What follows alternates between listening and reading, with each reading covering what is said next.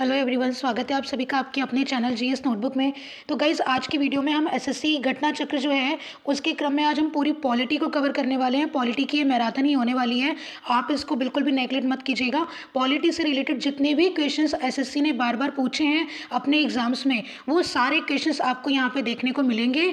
जितने भी टाइम की ये वीडियो होगी उतने में आपकी पूरी की पूरी पॉलिटी का जो डर है वो एकदम खत्म हो जाएगा। ठीक है, तो आप इसको बिल्कुल भी नेगलेक्ट मत कीजिएगा। पहली वीडियो इसकी मैं कल दे चुकी हूँ आपको, कल परसों मॉडर्न हिस्ट्री पूरी कवर करवा चुकी हूँ। जिन बच्चों ने ना देखी हो वो लोग जाकर, मैं लिंक डिस्क्रिप्शन में दे दूंगी, आप लोग जाकर मॉडर्न हिस्ट्री वहाँ से देख लीजिए। मॉडर्न हिस्ट्री वहाँ पूरी तरह से कवर करवाई गई है। ठीक है, मैं टॉपिक वाइज भी कवर करवा रही हूँ, बट ये बुक में जितने मॉडर्न हिस्ट्री के क्वेश्चन थे जो आयोग ने पूछे हैं वो मैंने सारे आपको कवर करवा दिए हैं। 2 घंटे की वीडियो है, जाकर आप उसको देख लीजिएगा। ठीक है, आज हम करने वाले हैं अपनी पॉलिटी को और इसको हम पूरा खत्म करेंगे। ठीक है, इससे पहले अगर आपने मेरा चैनल सब्सक्राइब ना किया हो तो पहले इसको जाकर सब्सक्राइब कर लीजिए। आने वाली मेरी जितनी वीडियोस होंगी आप उससे नोटिफाइड होते रहेंगे। ठीक है, चलिए स्टार्ट करते हैं अपनी फिर पॉलिटी। इसको मैं जूम कर लेती हूँ थोड़ा, आप लोगों को दिख जाएगा आसानी से। भारतीय संविधान के 22 भागों में से जो संविधान के गठन के समय थे उनमें से हटाया गया एकमात्र भाग कौन सा है? किस भाग को हटाया गया था? तो यह है भाग 8। भाग 8 को हटा दिया गया था। ठीक है, भारतीय संविधान सब व्यक्तियों को क्या देता है? मतलब कि आपने देखा है ना कि हमारा ये फंडामेंटल राइट है, समानता का अधिकार। तो भारतीय संविधान जो है वो सभी व्यक्तियों को समान मानता है। विश्व का सबसे विस्तृत लिखित संविधान भारत का ही है। ठीक है, सबसे बड़ा ये लिखित संविधान है। समस्त भारतीय नागरिकों को समानता के आश्वासन के लिए, ठीक है, उन लोगों को समानता के लिए आश्वस्त कौन करता है? तो भारत का संविधान। ठीक है, संविधान ही है, हमारा कॉन्स्टिट्यूशन ही है, जिससे कि हम लोग इस चीज़ के लिए आश्वस्त हैं कि हम सभी समान हैं। ठीक है, किसी भी प्रकार का भेदभाव नहीं है। कौन सर्वोच्च कानून है जिससे किसी क्षेत्र में रहने वाले लोगों के बीच के आपसी संबंध तय होने के साथ साथ लोगों का सरकार के बीच के संबंध भी तय होते हैं? तो वो है कॉन्स्टिट्यूशन ही। कॉन्स्टिट्यूशन ही रिलेट करता है इंसान को इंसान से और आम जनता को गवर्नमेंट से भी। ठीक है, भारतीय संविधान में संघवाद, ठीक है, फेडरलिज्म जो है वो किस देश से लिया गया है? तो वो कनाडा से लिया गया है। भारतीय संविधान किस तिथि को लागू हुआ था? तो ये प्रस्तावना में ही ये लिखा हुआ है, मार्गशीर्ष शुक्ल सप्तमी संवत 2006 विक्रमी। ठीक है, एज इट इज़, इसको याद रखिएगा। संविधान सभा में किस देशी रियासतों के प्रतिनिधि ने भाग नहीं लिया था? ठीक है, तो हैदराबाद की जो देशी रियासत थी, इनके जो रिप्रेजेंटेटिव थे, इन्होंने पार्टिसिपेट नहीं किया था। अध्यक्षात्मक शासन का उदय सर्वप्रथम किस देश में हुआ था? तो अध्यक्षात्मक शासन प्रणाली जो है वो यूएसए में है। ठीक है, भारत की कैसी है? संसदीय। ठीक है, संसदीय शासन प्रणाली। भारत के संविधान में भारत को किस रूप में वर्णित किया गया है? तो लिखा हुआ है प्रस्तावना में, भारत जो है वो राज्यों का संघ है। ठीक है, संविधान के अंतर्गत भारतीय लोकतंत्र के आदर्शों को हम कहाँ देख सकते हैं? ठीक है, तो भारतीय लोकतंत्र के जो आदर्श हैं इनको हम अपनी प्रियम्बल में, प्रस्तावना में देख सकते हैं। भारत की संविधान सभा गठित करने का आधार क्या था? ठीक है, जब संविधान सभा गठित हुई थी तो संविधान सभा को गठित करने का जो आधार था, बेस था, वो कैबिनेट मिशन प्लान था। कैबिनेट मिशन आया था भारत में और इसी की मतलब जो संस्तुति थी उसी के आधार पर संविधान सभा गठित होती है। ये डेट याद रखिएगा, कैबिनेट मिशन 1946 में आया था। ठीक है, भारत का संविधान किस प्रकार का है? तो नम्य और अनम्य दोनों है, मतलब लचीला और कठोर दोनों है। ठीक है, नम्य और अनम्य का मतलब ये होता है। प्रस्तावना का मैंने टॉपिक आपको पूरी अच्छी तरह से पढ़ाया है, आप चाहें तो वहाँ मेरी पॉलिटी की प्लेलिस्ट में जा करके और आप देख सकते हैं। ठीक है, प्रस्तावना का वीडियो। संविधान सभा के अस्थायी अध्यक्ष कौन थे? तो अस्थायी अध्यक्ष थे सच्चिदानंद सिन्हा। 9 दिसंबर को जब संविधान सभा की पहली जो बैठक होती है तब अस्थायी अध्यक्ष यही बनते हैं, सच्चिदानंद सिन्हा जी। ठीक है, ये बुजुर्ग थे और काफ़ी एक्सपीरियंस होल्डर थे, इसीलिए इनको अस्थायी अध्यक्ष बनाया गया था। ठीक है, कौन सा विशेष प्रावधान भारतीय संविधान में ब्रिटिश संविधान से लिया गया है? तो संसदीय शासन प्रणाली जो है ये हमने ब्रिटिश संविधान से ली है। अध्यक्षात्मक शासन प्रणाली हमने नहीं ली, वो कहाँ की है? यूएसए की है। भारतीय संविधान का उद्देशिका कौन है? उद्देशिका प्रियम्बल, प्रस्तावना। ठीक है, उसी का रूप मतलब नाम है। भारतीय संविधान का उद्देशिका का स्रोत क्या है? मतलब कि सोर्स क्या है? तो हमने जो ये प्रियम्बल का जो कॉन्सेप्ट लिया है तो वो हमने अमेरिका के संविधान से अडॉप्ट किया है, ठीक है। हालांकि जो हमारी प्रस्तावना की भाषा है वो हमने ऑस्ट्रेलिया से ली है, ठीक है। और जो फर्स्ट लाइन है हम भारत के लोग, वो हमने अमेरिका से अडॉप्ट करी है, ठीक है। बट ये प्रियम्बल भी होनी चाहिए, प्रियम्बल का कॉन्सेप्ट जो है ये अमेरिका का है। भारतीय संविधान के किस भाग को उसकी आत्मा कहा गया? तो प्रियम्बल को संविधान की आत्मा कहा गया। भारतीय संविधान के निर्माण में कितना समय लगा था? तो 2 वर्ष 11 महीने और 17 दिन, ठीक है। भारतीय संविधान का कौन सा भाग संघ और उसके राज्य क्षेत्र के बारे में बताता है? तो भाग 1 है, ठीक है, जो संघ और उसके राज्य क्षेत्र के बारे में बताता है।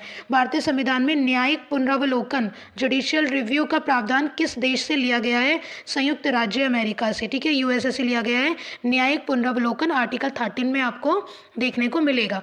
भारतीय संविधान में राष्ट्रपति के चुनाव की प्रणाली किस देश से ली गई है? तो राष्ट्रपति का चुनाव जो है वो हमने आयरलैंड से अडॉप्ट किया है। किस अधिनियम ने ईस्ट इंडिया कंपनी के व्यापारिक एकाधिकार जो थे उनको समाप्त कर दिया था? तो 1813 का जो चार्टर एक्ट था उसने कंपनी के व्यापारिक एकाधिकार को समाप्त कर दिया था, मतलब कि बिजनेस में जो उन लोगों की मोनोपोली थी, ठीक है।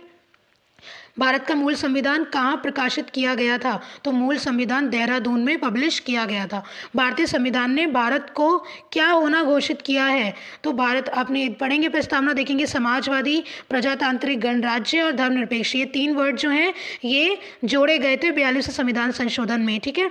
हमारे संविधान के अनुसार भारत जो है वो एक धर्मनिरपेक्ष, मतलब कि पंथ निरपेक्ष राष्ट्र है। अब इसका मतलब क्या है, ये मैंने पूरी तरह से आपको अपनी पॉलिटी की जो मेरी प्लेलिस्ट है उसमें जब मैंने आपको प्रस्तावना पढ़ाया तो एक एक वर्ड मैंने आपको डीपली समझाया है। अगर आप में से कोई बच्चे कंफ्यूज हो तो आप लोग जाकर मेरा वो वीडियोस मेरे सारे देख सकते हैं। मैंने बहुत ही कम टाइम में 10-15 मिनट में ही सब कुछ कंप्लीट किया है। भारत का संविधान दिवस मनाया जाता है 26 नवंबर को, क्योंकि इसी दिन हमारा संविधान आंशिक रूप से लागू हुआ था। भारतीय संविधान 26 जनवरी 1950 को अस्तित्व में आया, पूर्ण रूप से इस डेट को लागू होता है, ठीक है। इसके पीछे भी कहानी है, वो सब बता चुकी हूँ। भारत के राष्ट्रीय ध्वज में स्थित अशोक चक्र में 24 तीलियां हैं, ठीक है। ये कुछ फैक्ट्स हैं, एज इट इज़ इनको याद रखिएगा। हमारे राष्ट्रीय ध्वज में स्थित जो चक्र है वो किस बात का प्रतिनिधित्व करता है? तो वो न्याय का प्रतीक है, ठीक है। भारतीय संविधान में कितने भाग हैं? तो 22 भाग हैं। नेक्स्ट, भारत का राष्ट्रीय जो पुष्प है वो कौन है? कमल। सभा के विचार विमर्श के लिए मार्गदर्शन करने के लिए उद्देश्य संकल्प आंदोलन का प्रारंभ किसके द्वारा किया गया? तो जेएल नेहरू के द्वारा। उद्देश्य प्रस्ताव किसके द्वारा पारित किया जाता है? जवाहरलाल नेहरू के द्वारा। और यही उद्देश्य प्रस्ताव जो है इसी का परिवर्तित रूप हम आज की जो हमारी प्रस्तावना है उसको मानते हैं, ठीक है। भारत की संविधान सभा की प्रारूप समिति के अध्यक्ष कौन थे? भीमराव अम्बेडकर जी। प्रारूप समिति में 7 सदस्य थे, जिनमें से भीमराव अम्बेडकर जी जो समिति के अध्यक्ष थे, ठीक है। किस एक्ट ने मुसलमानों के लिए अलग, मतलब सांप्रदायिक प्रतिनिधित्व की पेशकश की? तो ये आता है 1919 का मार्ले मिंटो अधिनियम। इसी ने मुसलमानों के लिए जो सांप्रदायिक प्रतिनिधित्व प्रणाली है उसका स्टार्टिंग कर दिया, ठीक है। भारतीय नागरिकता किसके द्वारा दी जाती है? तो मतलब जो होम मिनिस्ट्री है, गृह मंत्रालय, उसके द्वारा हमारी भारतीय नागरिकता जो है वो प्रदान की जाती है। अब क्वेश्चंस की ओर चलते हैं। निम्नलिखित में से किस एक्ट के द्वारा भारत में प्रांतों को स्वायत्तता प्रदान की गई थी? ठीक है, तो जो हमारा 1935 का भारत शासन अधिनियम था, इसके द्वारा ही प्रांतों को स्वायत्तता प्रदान की गई थी। भारत के संविधान के ऊपर सबसे अधिक प्रभाव निम्नलिखित में से किसका माना जाता है? तो आप देखेंगे कि 240 जो उपबंध हैं वो हमने संविधान में एज इट इज़ 1935 के अधिनियम से लिए हैं, ठीक है। तो मोस्टली जो हमारा कॉन्स्टिट्यूशन बेस्ड है वो इसी अधिनियम पे बेस्ड है, ठीक है, ऑलमोस्ट। तो इसीलिए कुछ लोगों ने आलोचना भी की है कि ये तो जो 1935 है उसकी कार्बन कॉपी है हमारा जो संविधान है, ठीक है। भारत मतलब शासन की जो एकात्मक पद्धति है, इसका क्या लाभ है? तो इसका लाभ है कि जो राज्य है वो दृढ़ होगा, ठीक है। अब एकात्मक क्या होता है, ठीक है, और संघात्मक क्या होता है, ये सब मैं आपको पढ़ा चुकी हूँ अपनी वीडियोज़ में, ठीक है। शासन की एकात्मक पद्धति में केंद्र सर्वोपरि होता है, ठीक है।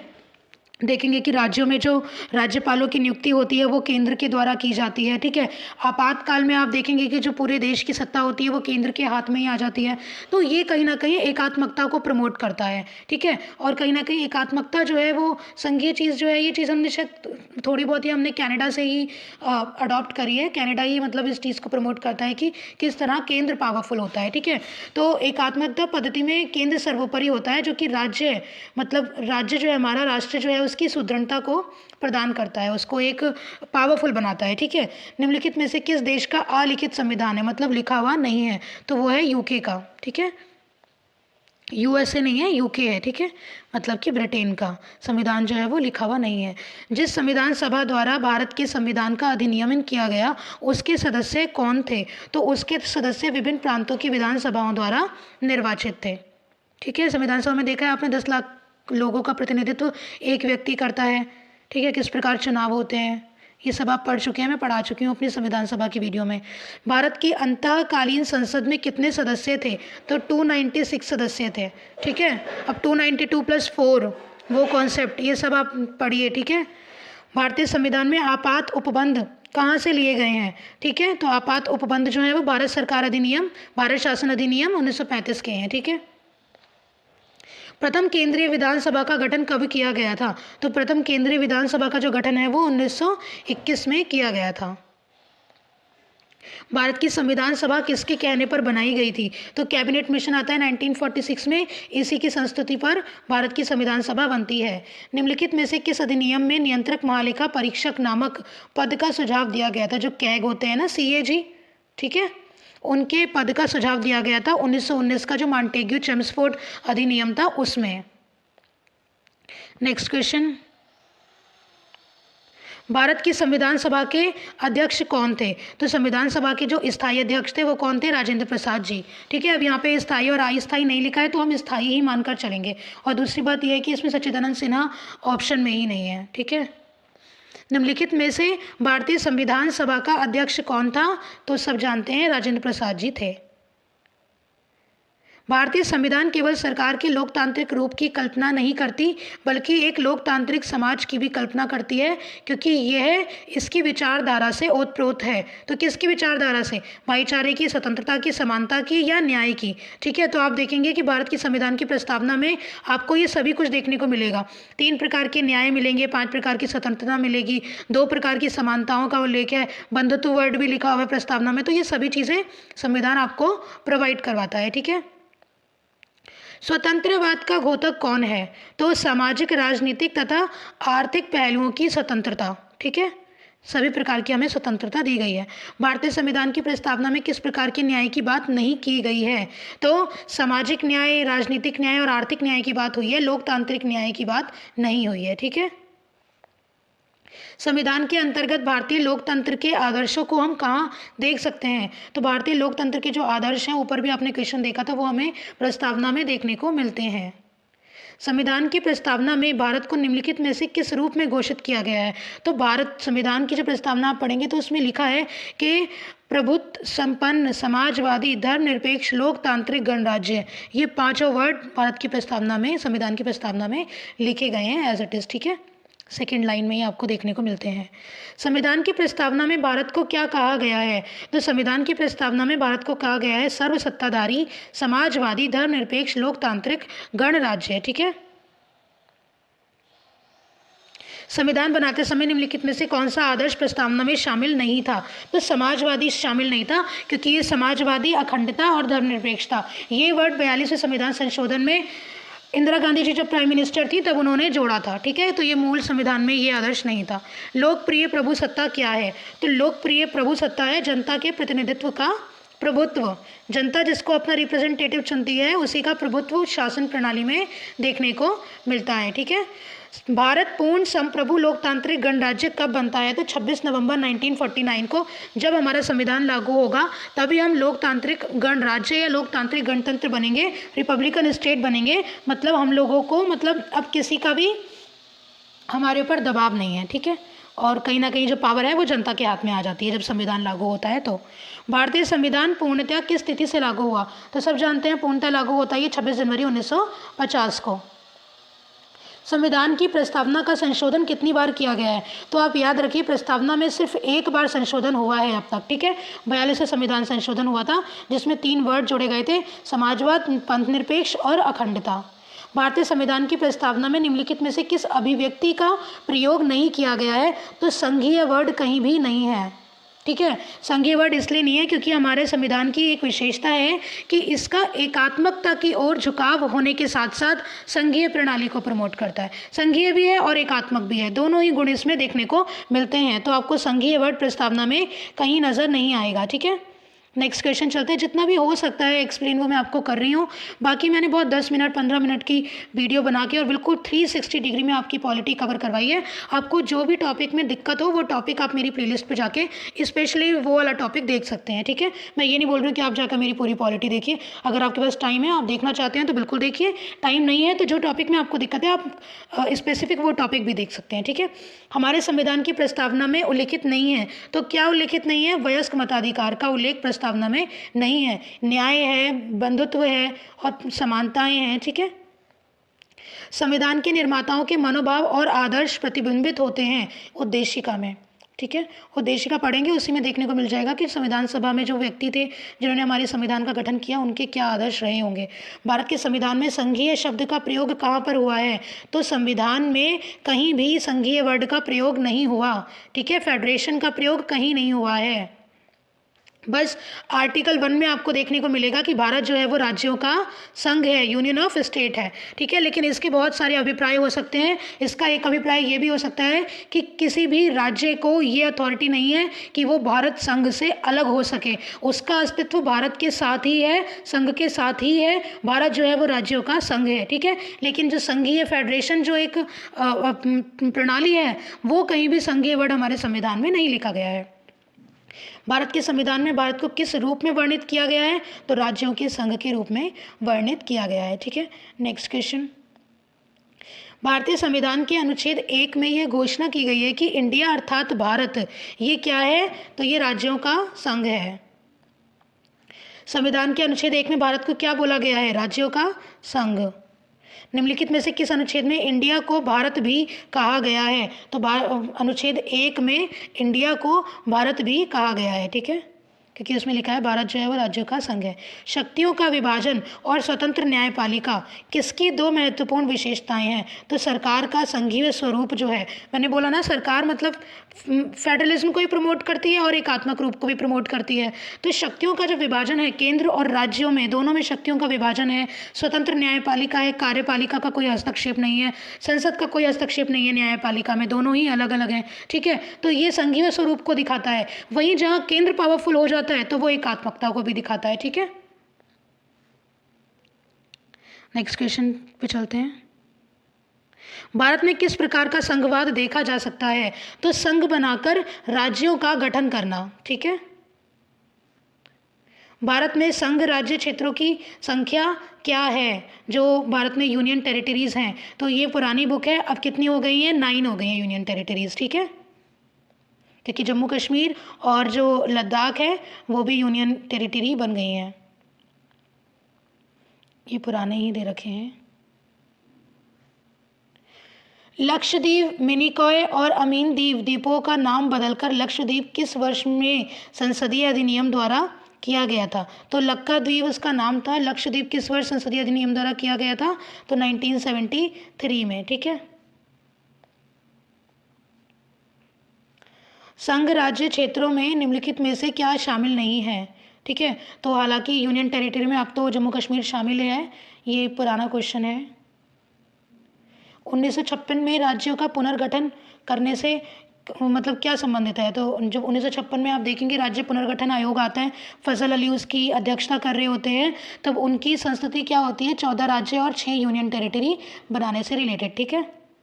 संविधान संशोधन भी होता है इस परिप्रेक्ष्य में। निम्नलिखित में से कौन सा राजनीतिक अधिकार नहीं है?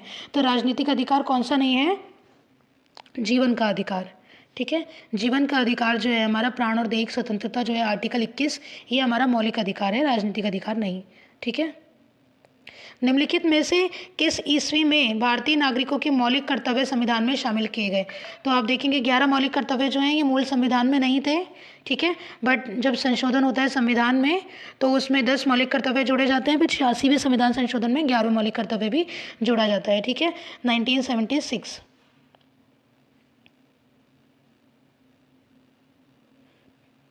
ये आप देख सकते हैं यहाँ पे,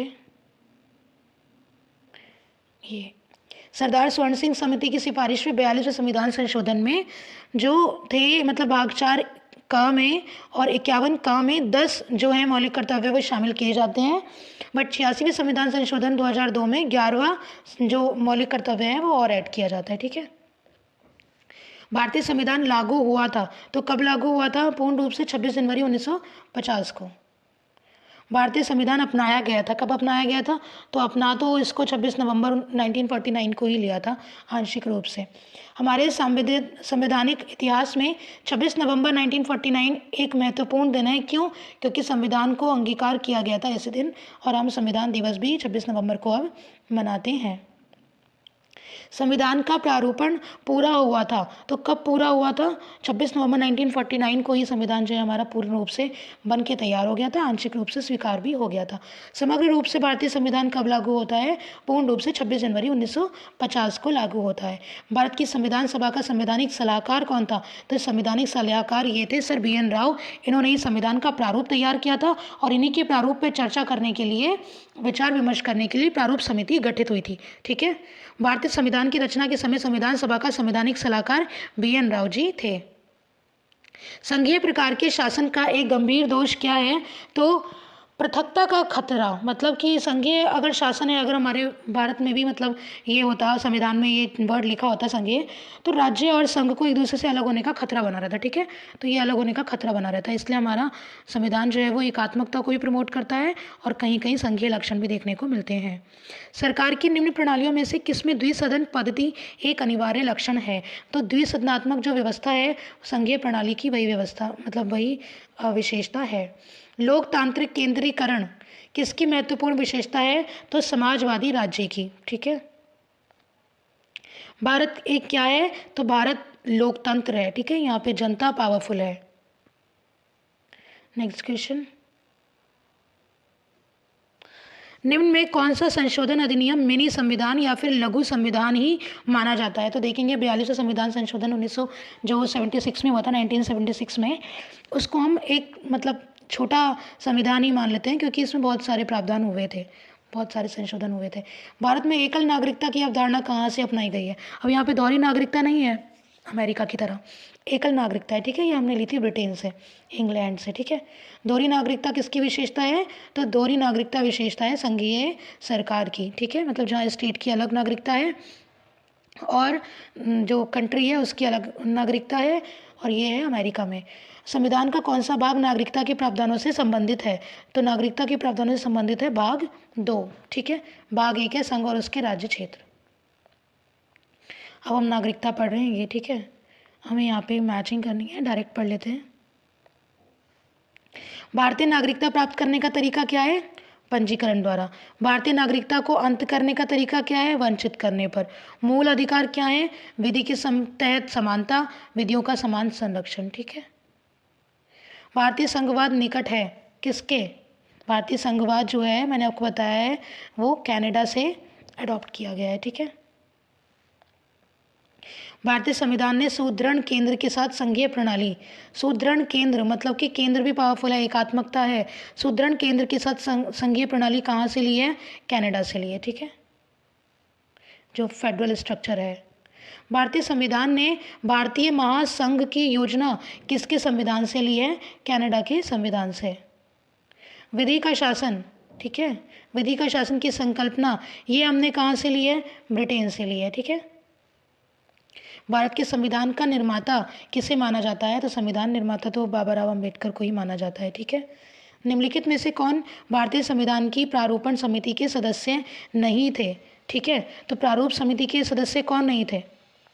BR अम्बेडकर जी तो अध्यक्ष ही थे, अलादी कृष्ण स्वामी अय्यर जी भी थे, गोपालाचारी अयंगर भी थे, राजेंद्र प्रसाद कहीं ना कहीं, अगर इसमें जो ऑप्शन है उसके अकॉर्डिंग तो हम यही लगा सकते हैं, बाकी इसमें कॉन्फ्लिक्ट है, आप देखते हैं। ये पढ़ते हैं इसकी एक्सप्लेनेशन। तो संविधान की प्रारूपण समिति में से गोपालाचारी अयंगर, राजेंद्र प्रसाद सदस्य नहीं थे। भारतीय संविधान की 7 सदस्यीय प्रारूप समिति में बाबूराव अम्बेडकर भी थे, के.एम. मुंशी भी थे और अल्लादी कृष्ण स्वामी अयंगर भी थे, बी.एल. मित्रा, डी.पी. खेतान और एन. गोपाल स्वामी अयंगर, ठीक है, मोहम्मद सादुल्ला सदस्य थे। यहाँ पे मतलब मुझसे भी ये गलती हो गई एकदम से देखने में कि गोपाल स्वामी अयंगर जी थे, गोपालाचारी अयंगर नहीं थे, ठीक है। मैंने भी उसको जल्दी में पढ़ करके गोपालाचारी को गोपाल स्वामी समझ लिया, ठीक है। तो यहाँ पे इसलिए लिखा हुआ है गोपालाचारी अयंगर जी जो थे वो भी नहीं थे, राजेंद्र प्रसाद भी नहीं थे, लेकिन कहीं ना कहीं जो आयोग है, आयोग ने राजेंद्र प्रसाद को ही आंसर माना होगा, क्योंकि गोपालाचारी को वो भी गोपाल स्वामी अयंगर जी मतलब कि मान रहे होंगे, ठीक है, इसलिए वहाँ पे आंसर आयोग ने राजेंद्र प्रसाद माना होगा। भारतीय संविधान के आधारभूत अभिलक्षण कौन से हैं जिन्हें अनुच्छेद 368 के अंतर्गत संशोधित नहीं किया जा सकता है? आर्टिकल 368 जो है ये संसद को पावर देता है संविधान में संशोधन करने के लिए, लेकिन वो कौन से प्रावधान है जिसके तहत आप आर्टिकल 368 के तहत भी आप संविधान में संशोधन नहीं कर सकते हो? तो वो प्रावधान है संप्रभुता, भूभागीय अखंडता, संघीय प्रणाली, न्यायिक समीक्षा जुडिशियल रिव्यू जो है, ठीक है, और शासन की संसदीय प्रणाली। आप इसमें किसी भी प्रकार का संसद संशोधन नहीं कर सकती, ठीक है। हमारे संविधान में न्यायिक समीक्षा जो जुडिशियल रिव्यू है इसकी अवधारणा कहाँ से ली है? तो हमने यूएसए से ली है, आर्टिकल 13। विश्व में सबसे बड़ा संविधान किस देश का है? तो हमारा ही है सबसे बड़ा लिखित संविधान। किस राज्य के मामले में संसद संघीय सूची में दिए गए विषयों पर केवल राज्य से परामर्श करके ही विधि का निर्माण कर सकती है? ठीक है, तो ये था जम्मू कश्मीर पहले, लेकिन अब नहीं है ऐसा, ठीक है। अब तो ये यूनियन टेरिटरी है और कहीं ना कहीं अब मतलब जो आप आर्टिकल जो 370 आपने देखा होगा, ठीक है, उसके किस प्रकार जो कुछ प्रावधान है वो समाप्त कर दिए गए, तो अब ये क्वेश्चन नल एंड वाइड घोषित हो जाता है। संघ सूची में कितनी मदें हैं? ठीक है, तो ये पुराना दिया हुआ है, अभी अपडेट नहीं है। स्थानीय सरकार जो है वो किसका आधार है? तो स्थानीय सरकार लोकतंत्र का आधार है, ठीक है।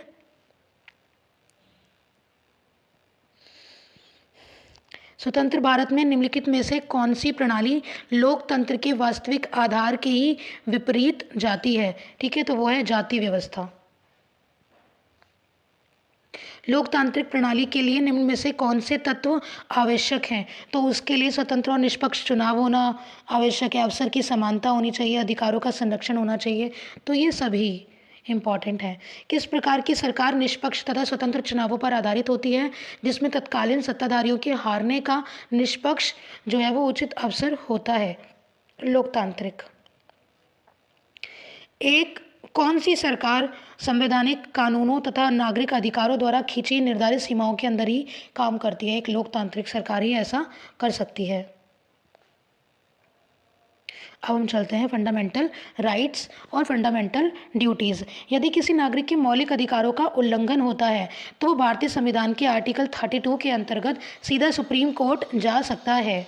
उत्प्रेक्षण, निषेध, बंदी, प्रत्यक्षीकरण में से कौन सा अध्यादेश किसी निजी व्यक्ति के विरुद्ध जारी किया जा सकता है? सुप्रीम कोर्ट जारी करती है, वो है बंदी प्रत्यक्षीकरण, ठीक है।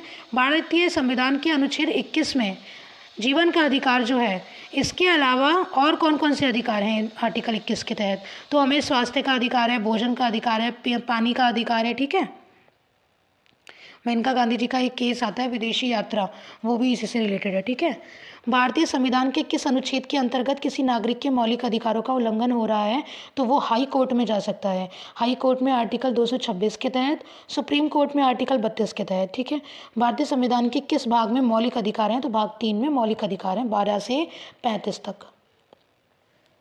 किस मौलिक अधिकार के तहत कानून के नज़र में सभी लोग समान हैं? तो वो है समानता का अधिकार। नागरिक कौन से मौलिक अधिकार का सहारा लेकर के अदालत जा सकता है जब उसे लगता है कि राज्य द्वारा उसके किसी मौलिक अधिकार का उल्लंघन हुआ है? तो संवैधानिक उपचार का अधिकार जो है हमारा, ठीक है, आर्टिकल 32 में उसके तहत। भारतीय संविधान के किस खंड को आमतौर पर उसकी अंतरात्मा कहा जाता है? ठीक है, तो जो मौलिक अधिकार है उसको ही संविधान की अंतरात्मा बोला जाता है, ठीक है। B.R. अम्बेडकर जी तो आर्टिकल 32 जो है संवैधानिक उपचारों का अधिकार, तो उसको ही संविधान की आत्मा मानते हैं। भारतीय संविधान का भाग 4 का जो है 4A वो हमारी फंडामेंटल ड्यूटीज़ को रिप्रेजेंट करता है। भारतीय संविधान के किस अनुच्छेद में कहा गया है कि भारत के किसी भी नागरिक के साथ धर्म, नस्ल, जाति, लिंग या जन्म स्थान के आधार पर भेदभाव नहीं किया जा सकता? तो वह आर्टिकल 15। जीवन का संरक्षण और व्यक्तिगत स्वतंत्रता भारतीय संविधान के किस अनुच्छेद में है? आर्टिकल 21 में है।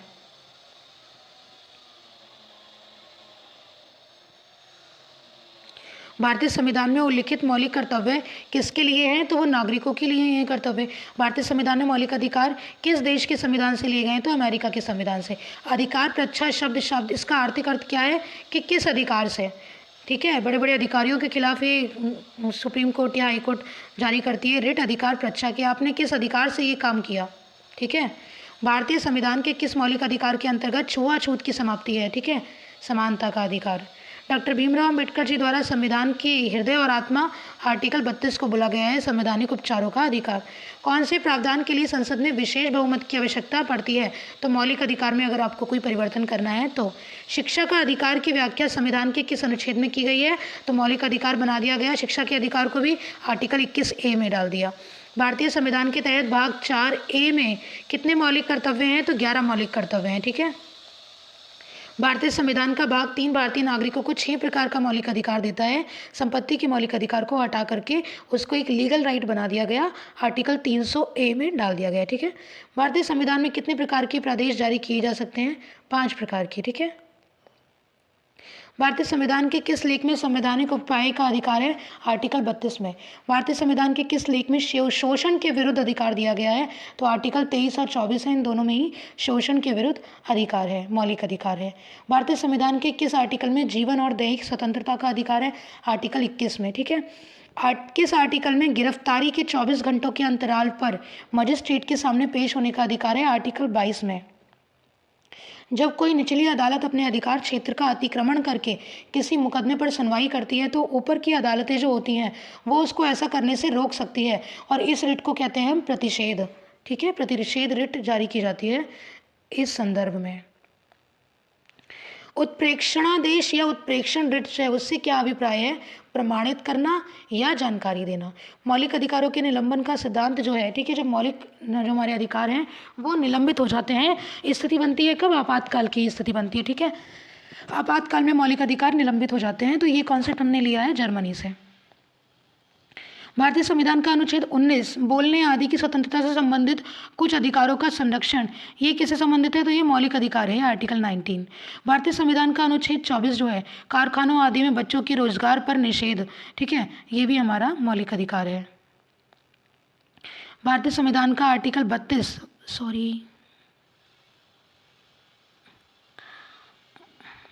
कहाँ गया? तो बहुत चला, माफ़ कीजिएगा आप लोग।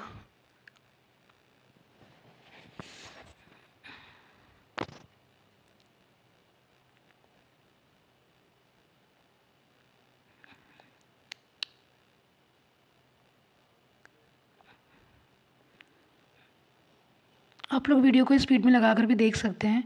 ये बस तो 1 मिनट जा रहे हैं। डिजिटली है तो माफ़ कीजिएगा।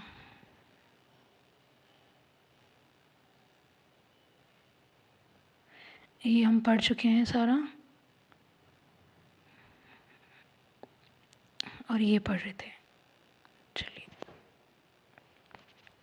तो भारतीय संविधान का अनुच्छेद 32 जो है इस भाग के द्वारा प्रदत्त अधिकारों के प्रवर्तन के लिए उपचार किससे संबंधित है? तो ये भी हमारा मौलिक अधिकार है, ठीक है। आर्टिकल 32 के तहत अगर हमारे मौलिक अधिकार जो हैं उनका उल्लंघन होता है तो हम सुप्रीम कोर्ट की शरण ले सकते हैं, ठीक है। और आर्टिकल 226 के तहत हाई कोर्ट की शरण ले सकते हैं। भारतीय संविधान का अनुच्छेद 27 जो है किसी भी धर्म विशेष को बढ़ावा देने के लिए करों के भुगतान के रूप में स्वतंत्रता, ये भी हमारा मौलिक अधिकार है, ठीक है। भारतीय संविधान का अनुच्छेद आता है 31A संपदा जो संपदा के अधिग्रहण के लिए उपलब्ध कानूनों का संरक्षण, ये संबंधित है हमारा, ये भी मौलिक अधिकार से संबंधित है। ठीक है। आर्टिकल 31 बी, कुछ अधिनियमों और विनियमों का मान्यकरण, ये भी हमारा मौलिक अधिकार है। अनुच्छेद 31 सी, इसमें लिखा है निश्चित निर्देशक सिद्धांतों को प्रभावी करने के कानूनों का संरक्षण, ये भी हमारा मौलिक अधिकार है। हमारे देश में जो शिक्षा का अधिकार है, अब वो क्या है, मौलिक अधिकार है। ठीक है। आर्टिकल 21 में ए में मेंशन्ड है। भारतीय संविधान का कौन सा अनुच्छेद विधि के समक्ष समानता समता के अधिकार से संबंधित है? आर्टिकल 14 में आपको देखने को मिलेगा। निजता का अधिकार, ठीक है, प्राइवेसी का। निजता का अधिकार किसके अधीन आता है? तो वो भी हमारा आर्टिकल 21 के तहत ही आता है। समानता का हक, धार्मिक आज़ादी, संवैधानिक उपचारों का हक, सभी को शिक्षा का हक, ये सभी क्या है? ठीक है। भारतीय संविधान किसकी गारंटी नहीं देता है? तो ये सभी को शिक्षा का हक, भारतीय संविधान इसकी गारंटी नहीं देता है? बिल्कुल देता है, ये हमारा मौलिक अधिकार है। ठीक है। संवैधानिक उपचारों का अधिकार किसके तहत आता है? तो संवैधानिक उपचारों का अधिकार जो है वो मौलिक अधिकार है, आर्टिकल 32।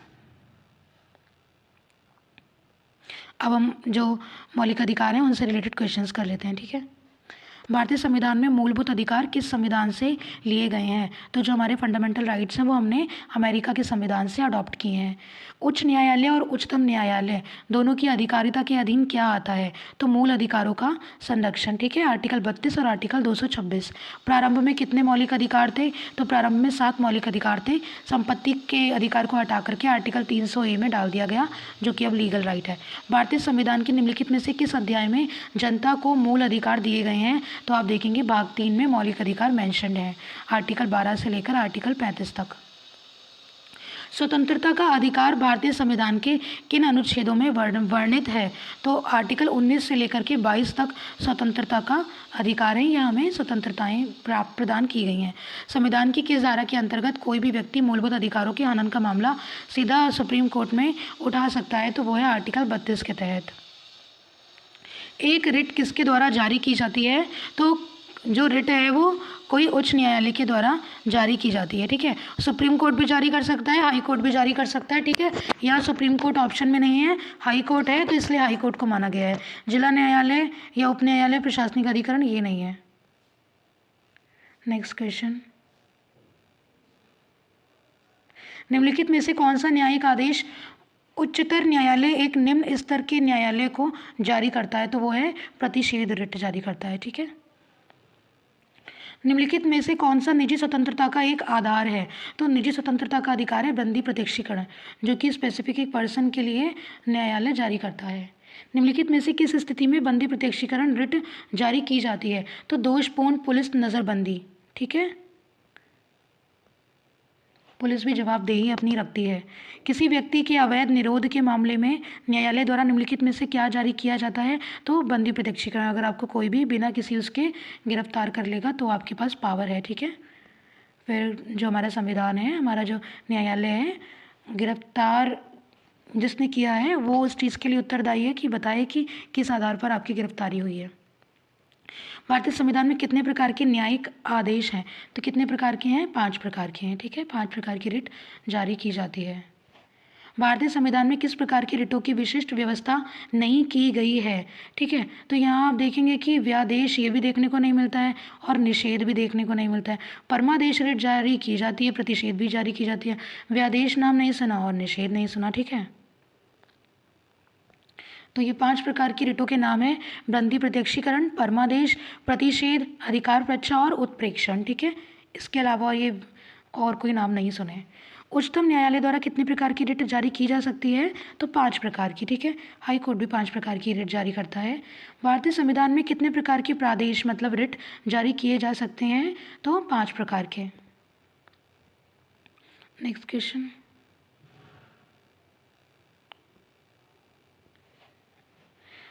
तो परमादेश जो है, परमादेश तब जारी किया जाता है जब न्यायालय को लगता है कि कोई सार्वजनिक पदाधिकारी अपने कानूनी दायित्वों का पालन नहीं कर रहा है और किसी व्यक्ति का मौलिक अधिकार इससे प्रभावित इफेक्टेड हो रहा है। ठीक है।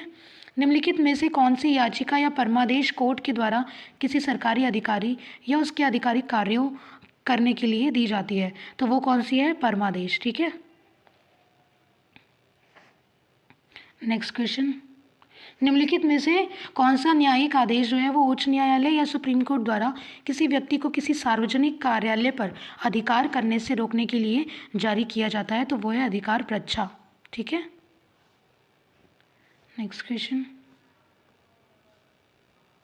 कौन सा जोड़ा अनुकूल नहीं है? तो कौन अनुकूल है हम यही देख लेते हैं। ठीक है, आर्टिकल 14 विधि के अनुसार समानता। ठीक है, आर्टिकल 16 समान अवसर की समानता। ठीक है, आर्टिकल 18 में उपाधियों की, सैनिक उपाधियों की अनुमति है, बाकी और जो उपाधियाँ हैं उनका अंत है। आर्टिकल 17 जो है वो अस्पृश्यता का अंत है। ठीक है, तो वो अस्पृश्यता से रिलेटेड है, उपाधियों का समापन नहीं है। उपाधियों का समापन आर्टिकल 18 में है। भारतीय संविधान के किस मौलिक अधिकार में कहा गया है कि सभी लोगों को देश का कानून बराबर सुरक्षा प्रदान करेगा? तो बराबर की बात आ गई तो ये समानता की ही बात हो गई। ठीक है, भारतीय संविधान के अनुसार जीवन का अधिकार क्या है? तो आर्टिकल 21 के तहत जीवन का अधिकार हमारा एक मौलिक अधिकार है। ठीक है, नेक्स्ट क्वेश्चन, अभिव्यक्ति की स्वतंत्रता मौलिक अधिकार किसके अंतर्गत आती है? तो अभिव्यक्ति की स्वतंत्रता आर्टिकल 19 के तहत आती है, स्वतंत्रता का अधिकार। ठीक है, हमें कुछ भी चीज़ें बोलने का अधिकार है, बट कुछ भी नहीं, जो भी हमें स्वतंत्रता है जिस भी प्रकार की है उतने दायरे में रहकर बोलने का अधिकार है। हम किसी के भी विरुद्ध कुछ भी नहीं कह सकते। ठीक है, किस मौलिक अधिकार के तहत मानव व्यापार निषेध है?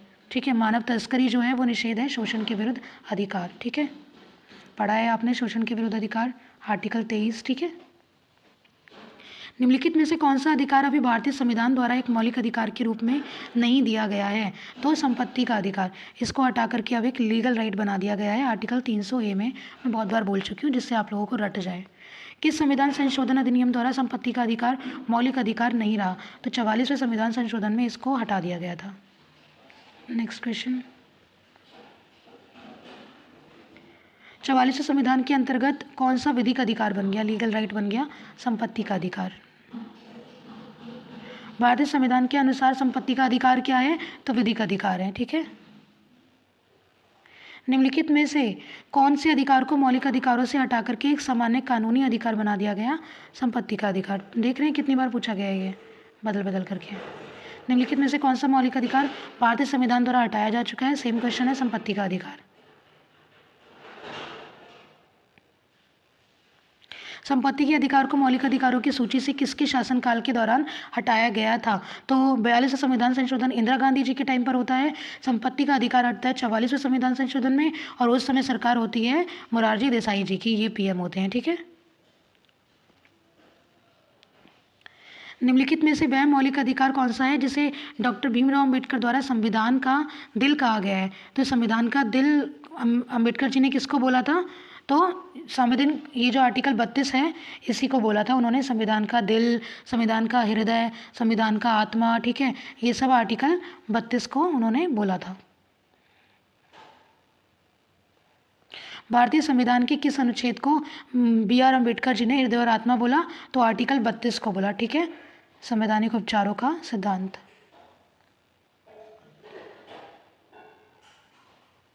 डॉक्टर अम्बेडकर द्वारा कौन से अनुच्छेद को सबसे महत्वपूर्ण अनुच्छेद बताया गया है? तो वही आर्टिकल 32।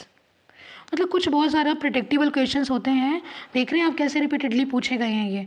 कोई राज्य उन अधिकारों द्वारा जाना जाता है जिन्हें वह बनाए रखता है। ठीक है, कोई राज्य उन अधिकारों द्वारा जाना जाता है जिन्हें वह बनाए रखता है। ये किसका वचन है? तो ये बोला है लास्की ने।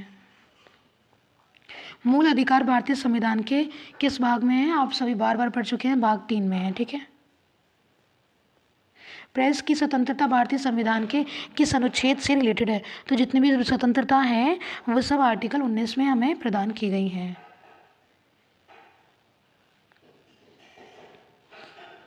भारत के संविधान के किस अनुच्छेद के अंतर्गत सशस्त्र बलों के सदस्यों के मौलिक अधिकारों को विशेष रूप से प्रतिबंधित किया जा सकता है?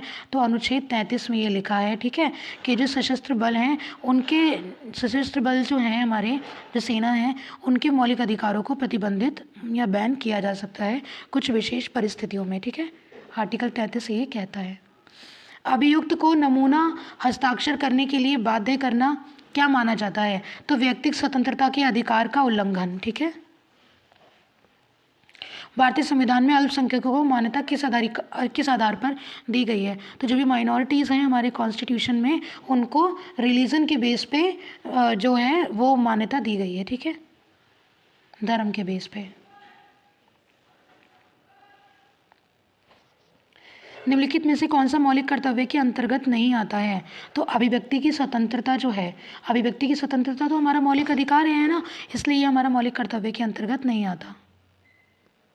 निम्नलिखित में से कौन सा एक मौलिक कर्तव्य नहीं है? तो सैन्य और शिक्षा के अतिरिक्त सभी उपाधियों का उन्मूलन, सभी उपाधियों का अंत आपको मिलेगा आर्टिकल 18 में, और ये हमारा क्या है? मौलिक अधिकार है। ठीक है, ना कि मौलिक कर्तव्य है।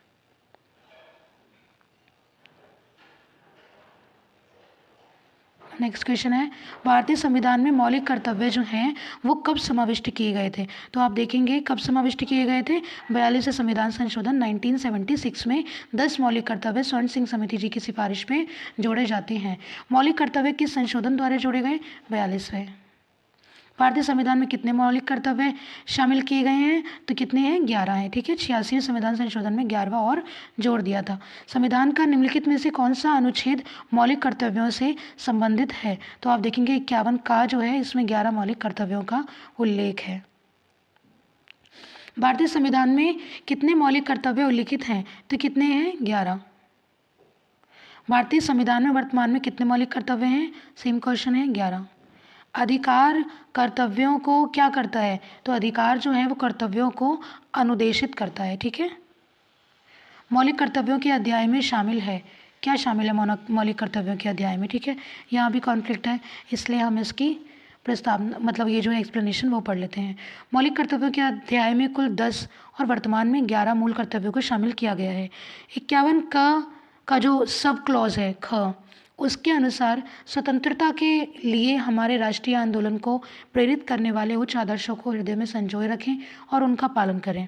ठीक है, और ये सब क्लॉज जो है इसके अनुसार है, भारत के सभी लोगों में समरसता और समान भ्रातृत्व की भावना का निर्माण करें, जो धर्म, भाषा और प्रदेश या वर्ग पर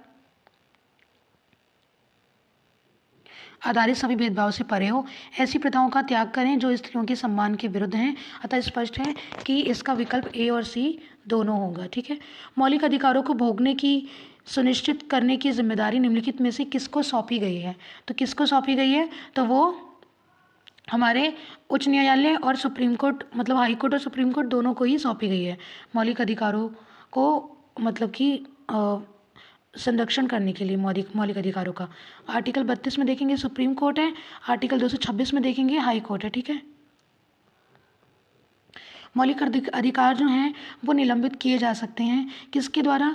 राष्ट्रपति निलंबित कर देते हैं जब आपातकाल की जो परिस्थिति है, आर्टिकल 352 जो है वो लग जाता है। ठीक है, भारतीय नागरिकों के मौलिक अधिकारों को निलंबित किया जा सकता है, कब किया जा सकता है? तो जब जो नेशनल इमरजेंसी है वो लग जाए तब। ठीक है, मौलिक अधिकारों पर यथाचित प्रतिबंध कौन लगा सकता है? तो हम देख चुके हैं संसद लगा सकती है। ठीक है,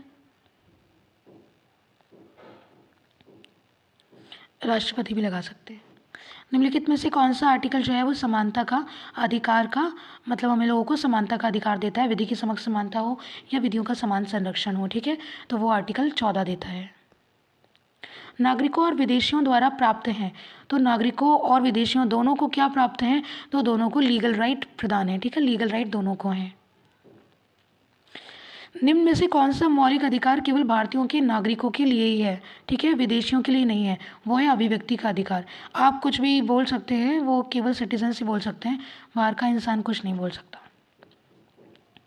किसी धर्म विशेष के संवर्धन के लिए करों के भुगतान की अनिवार्यता से मुक्ति की गारंटी दी गई है, किसमें? तो आर्टिकल 27 में। ठीक है, नेक्स्ट क्वेश्चन,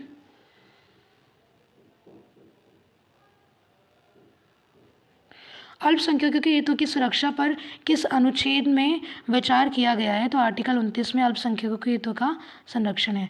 भारतीय संविधान का कौन सा अनुच्छेद अस्पृश्यता का उन्मूलन करता है? तो वो करता है हमारा आर्टिकल 17। ठीक है, निम्नलिखित में से कौन सा मौलिक अधिकार नहीं है? तो कौन सा नहीं है? हड़ताल का अधिकार, ये तो सुना ही नहीं है। समानता का अधिकार है, शोषण के विरुद्ध अधिकार है, धर्म की स्वतंत्रता का अधिकार है। ठीक है, नेक्स्ट क्वेश्चन है आपका, कतिपय मौलिक अधिकार नहीं दिए जाते हैं। तो कतिपय मौलिक अधिकार नहीं दिए जाते हैं विदेशियों को। ठीक है, भारतीय नागरिकों को तो सभी प्रकार के मौलिक अधिकार जो हैं वो प्राप्त हैं, लेकिन विदेशियों को कुछ मौलिक अधिकार प्राप्त नहीं है और कुछ प्राप्त भी हैं। ठीक है, नेक्स्ट क्वेश्चन, भारतीय संविधान के अनुसार निम्न में से कौन सा मौलिक अधिकार नहीं है? तो सूचना का अधिकार जो है, ठीक है, राइट टू इन्फॉर्मेशन, ये हमारा मौलिक अधिकार नहीं है। मत देने का अधिकार, जो हमारा वोट देने का राइट है, वो किस प्रकार का राइट है? मौलिक अधिकार है? नहीं, वो हमारा राजनीतिक अधिकार है। ठीक है, ये आप याद रखते चलिएगा। नेक्स्ट क्वेश्चन, निम्न में से कौन सा राजनीतिक अधिकार है? तो जो हमारा वोट देने का जो राइट है, ये हमारा राजनीतिक अधिकार है। मूल अधिकारों से संबंधित केस निम्नलिखित में से कौन सा है? तो गोलकनाथ बनाम पंजाब राज्य 1967 में हुआ था। ये फंडामेंटल राइट से बेस्ड है। ठीक है, से रिलेटेड है। अब हम पढ़ेंगे नीति निर्देशक तत्व भाग 4। ठीक है, DPSP। भारत में नियोजन अपने उद्देश्यों और सामाजिक परिसरों, सार्वजनिक नीति, राज्य के नीति निर्देशक सिद्धांत, मौलिक अधिकार एवं मौलिक कर्तव्यों में से किससे प्राप्त करता है? तो DPSP। ठीक है, भारत में जो नियोजन है वो DPSP के बेस पे है। भारतीय संविधान में राज्य नीति के निर्देशक सिद्धांतों को किस देश के संविधान से लिया गया है? तो आयरलैंड के। ठीक है, आयरिश कॉन्स्टिट्यूशन से। भारतीय संविधान का आर्टिकल 44 है नागरिकों के लिए समान नागरिक संहिता। ठीक है, कॉमन सिविल कोड। तो वो कहाँ, मतलब वो किस में मेंशन है? DPSP में ही मेंशन है। आर्टिकल 44 कॉमन सिविल कोड या नागरिकों के लिए समान नागरिक संहिता, कॉमन सिविल कोड। भारतीय संविधान का अनुच्छेद 48A जो है, जिसमें लिखा है कि पर्यावरण का संरक्षण और सुधार एवं वन और वन्य की जीवों की सुरक्षा, ये भी हमारे DPSP में ही लिखा हुआ है। भारतीय संविधान का आर्टिकल 39A कहता है समान न्याय और निःशुल्क कानूनी सहायता, ये भी DPSP में ही है। DPSP आपको देखने को मिलेंगे 36 से लेकर 51 तक। ठीक है, फिर 51 का में आपको मौलिक कर्तव्य देखने को मिलते हैं। भारतीय संविधान का आर्टिकल 43A उद्योगों के प्रबंधन में श्रमिकों की भागीदारी से रिलेटेड है, ये भी DPSP है। भारतीय संविधान का आर्टिकल 41, इसमें लिखा है कुछ मामलों में काम, शिक्षा और सार्वजनिक सहायता प्राप्त करने का अधिकार, ये भी DPSP है। कौन से संविधान से राज्य के नीति निर्देशक तत्व लिए गए हैं? आयरलैंड के संविधान से। कल्याणकारी राज्य संबंधित विचार, ये हमारा राज्य के नीति निर्देशक सिद्धांत में ही दिए गए हैं। भारत के संविधान में शामिल DPSP की जो अवधारणा है वो हमने आयरलैंड से ली है। भारतीय संविधान में DPSP किस देश से लिए गए हैं? आयरलैंड से। भारतीय संविधान में DPSP किस संविधान से प्रेरित है? आयरलैंड के संविधान से। भारतीय संविधान के किस भाग में भारत को एक कल्याणकारी राज्य के रूप में स्थापित करने की बात की गई है? तो संविधान के भाग 4 DPSP में। ठीक है, भारतीय संविधान का भाग 4 किससे रिलेटेड है? तो भाग 4 DPSP से रिलेटेड है। भारतीय संविधान के निम्नलिखित में से किस भाग में सामाजिक और आर्थिक लोकतंत्र को सुनिश्चित किया गया है? तो वो भाग 4 DPSP में ही किया गया है। भारत के संविधान में निर्देशक सिद्धांतों के शामिल किए जाने का मुख्य उद्देश्य क्या है? तो मुख्य उद्देश्य है सामाजिक आर्थिक लोकतंत्र स्थापित करना।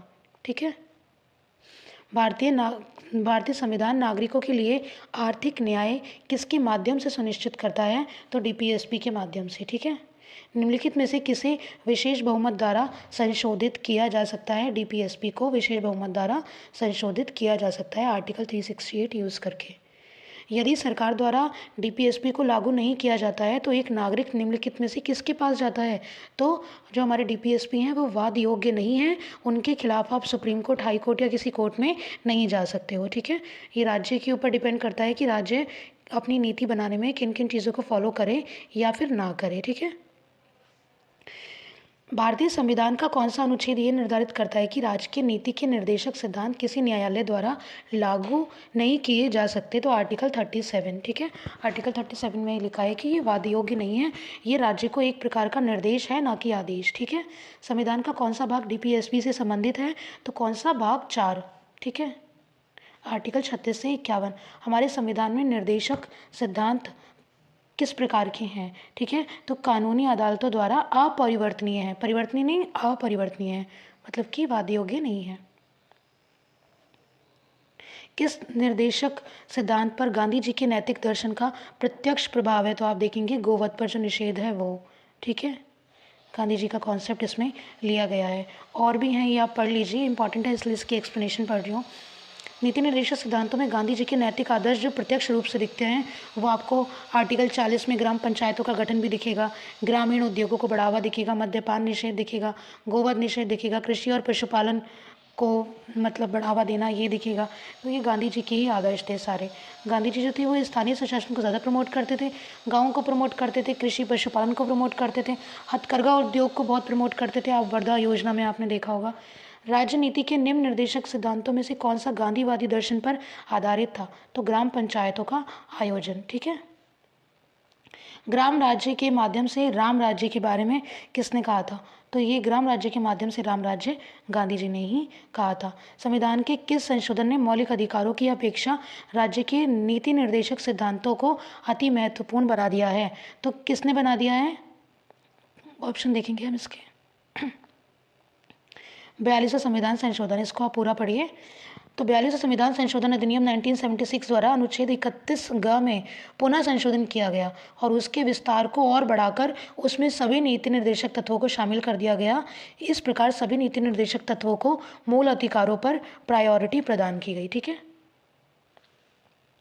संविधान के किस संशोधन में डीपीएसपी को मौलिक अधिकारों पर प्रमुखता की स्थिति मिली? तो ऊपर आप देख कर आए हैं, 42वें संविधान संशोधन ने प्रायोरिटी दी मूल अधिकारों पर डीपीएसपी को। भारत के संविधान का कौन सा आर्टिकल भारत को कल्याणकारी राज्य घोषित करने से संबंधित है? तो आर्टिकल 39। संविधान सभा में यह किसने कहा था कि सरकारी नीति के निर्देशक सिद्धांत किसी बैंक में दे उस चेक की तरह हैं जिसका भुगतान बैंक अपनी सुविधा अनुसार कर सकता है? ये कथन केटी शाह का है। अब हम पढ़ेंगे राष्ट्रपति और उपराष्ट्रपति के विषय में। भारत के नियंत्रक एवं महालेखा अपनी ऑडिट का जो विवरण है, जो रिपोर्ट है, वो किसको प्रस्तुत करते हैं? सीएजी अपनी रिपोर्ट राष्ट्रपति को देते हैं। भारतीय संविधान का अनुच्छेद 360 किसे वित्तीय आपातकाल की घोषणा करने का अधिकार देता है? तो भारत के राष्ट्रपति को जो हमारी फाइनेंशियल इमरजेंसी जो है, वित्तीय आपातकाल जो है वो लगाने की अनुमति देता है। बट याद रखिए, भारत में आज तक कभी भी वित्तीय आपातकाल नहीं लगा है। भारत के राष्ट्रपति, उपराष्ट्रपति, प्रधानमंत्री और लोकसभा के अध्यक्ष में से राज्य का प्रमुख कौन है? तो राज्य का प्रमुख है भारत के राष्ट्रपति। भारत के सर्वोच्च न्यायालय के न्यायाधीशों को कौन नियुक्त करता है? राष्ट्रपति नियुक्त करते हैं। भारत के संविधान का कौन सा भाग आपात उपबंध के बारे में है? ठीक है, तो वो कौन सा भाग है? तो भाग 18। भाग 18 जो है वो आपातकालीन उपबंधों के लिए प्रावधान करता है। कोई व्यक्ति भारत के राष्ट्रपति के पद पर कितनी बार चुना जा सकता है? तो इसकी कोई सीमा डिसाइडेड नहीं है, संविधान में कितनी भी बार चुना जा सकता है, ठीक है। सलाह संबंधी क्षेत्राधिकार जो हैं उनके अनुसार भारत का राष्ट्रपति लोकहित या संविधान की व्याख्या से रिलेटेड किसी विषय को सुप्रीम कोर्ट के पास परामर्श के लिए भेज सकता है, ठीक है। परामर्श जो सुप्रीम कोर्ट अब देंगे, तो ना तो सुप्रीम कोर्ट बाध्य है परामर्श देने के लिए, ना ही राष्ट्रपति बाध्य हैं उनकी परामर्श को मानने के लिए, ठीक है। कौन हमारे देश के दोनों में से किसी भी सदन का सदस्य नहीं होता? तो राष्ट्रपति सदस्य नहीं होते सदन के। भारत के मुख्य न्यायाधीश की नियुक्ति राष्ट्रपति करते हैं। राष्ट्रपति जो है वही दोनों सदनों को आह्वान करते हैं, दोनों सदनों का ज्वाइंट सेशन भी आप पढ़ेंगे। भारत के राष्ट्रपति का एक कार्यकाल कितने वर्षों के लिए होता है? तो 5 वर्षों के लिए होता है। भारत में राज्य के राज्यपाल की नियुक्ति भी राष्ट्रपति ही करते हैं। राष्ट्रीय आपात के राज्य के विषयों पर संसद द्वारा बनाए गए कानून आपातकाल की समाप्ति के पश्चात कितने समय बाद निष्क्रिय हो जाते हैं? ठीक है, 6 महीने बाद स्वतः निष्क्रिय हो जाते हैं, रिन्यूअल करना पड़ता है। कौन राज्य विधानमंडल द्वारा पारित धन अथवा वित्तीय विधेयक को भारत में वित्तीय आपातकाल के दौरान सुरक्षित रखने का निर्देश दे सकता है? तो भारत के राष्ट्रपति।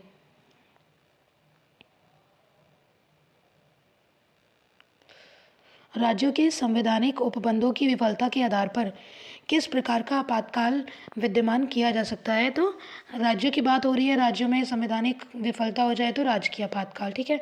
भारत में वित्तीय आपातकाल अधिकतम कितनी अवधि के लिए बढ़ाया जा सकता है? अनिश्चित काल के लिए।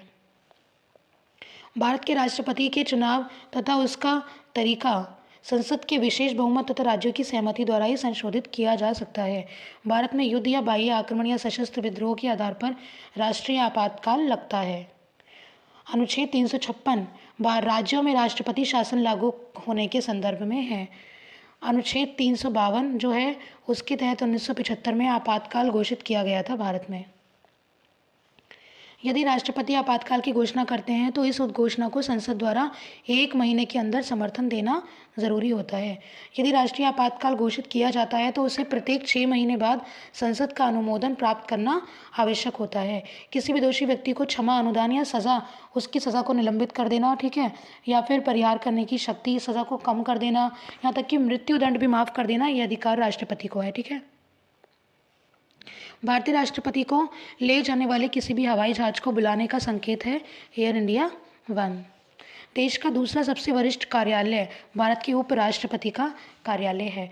जब राष्ट्रपति और उपराष्ट्रपति के पद पर कोई भी कार्यरत ना हो तो उस रिक्त स्थान को राष्ट्रपति के रूप में कौन भरेगा? तो जो CJI होंगे, chief justice of India, Bharat के मुख्य न्यायाधीश, वो फिल करेंगे। भारत के राष्ट्रपति को उनके पद से कौन हटा सकता है? तो उन पर महाभियोग जब लगता है तो ये एक प्रक्रिया है, संसद उस प्रक्रिया को फॉलो करके हटा सकती है। राष्ट्रपति के चुनाव के संबंध में उठने वाले सभी जितने भी डाउट्स हैं, उनसे रिलेटेड जितने भी विवाद हैं, उनकी जांच पड़ताल और निर्णय सर्वोच्च न्यायालय के द्वारा किया जाता है।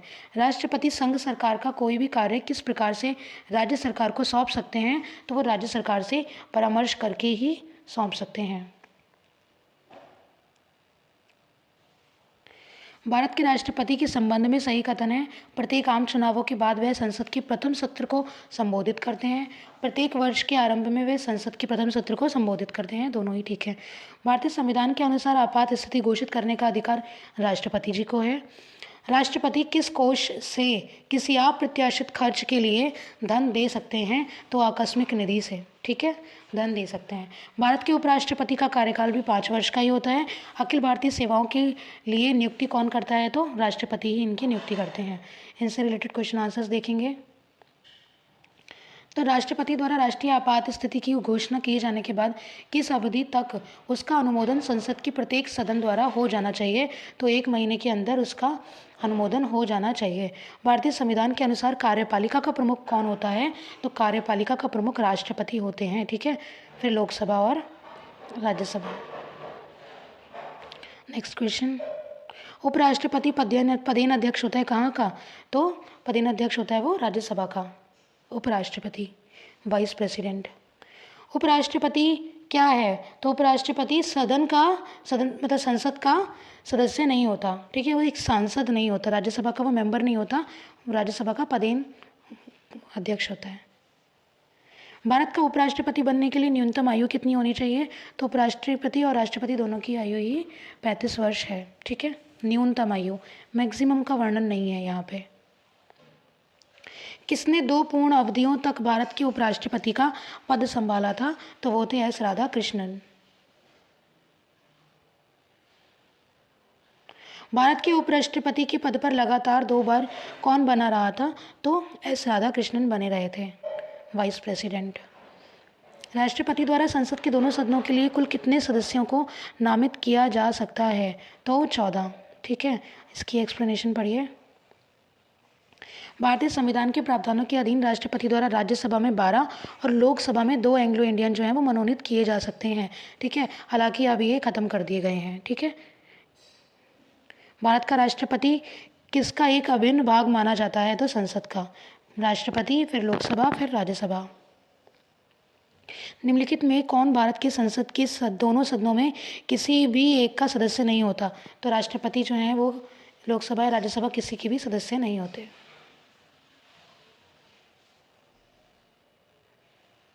ठीक है, यदि आंग्ल भारतीय समुदाय को लोकसभा में पर्याप्त प्रतिनिधित्व प्राप्त ना हो तो समुदाय के 2 सदस्यों को राष्ट्रपति 2 बंदों को नामित करते थे, लेकिन अब ये समाप्त हो गया है। भारतीय संविधान के अनुसार केंद्रीय मंत्री किसकी इच्छा पर रहने तक अपना पद संभालते हैं? तो राष्ट्रपति के प्रसाद पर्यंत। भारत के राष्ट्रपति को स्वेच्छा निर्णय अधिकार या विवेकाधिकार के अंतर्गत क्या प्राप्त है? तो वो प्रधानमंत्री की नियुक्ति, बहुमत दल का जो नेता होता है उसको वो प्रधानमंत्री नियुक्त करते हैं। सरकार की राष्ट्रपति प्रणाली के अधीन कार्यकारिणी के सदस्य जो हैं वो विधानमंडल के किसी भी सदन के सदस्य नहीं होते। ठीक है। राज्यसभा के सदस्यों का निर्वाचन कितनी अवधि के लिए होता है? तो इनकी अवधि होती है 6 वर्ष। ठीक है, 6 वर्ष की अवधि के लिए इनका निर्वाचन होता है।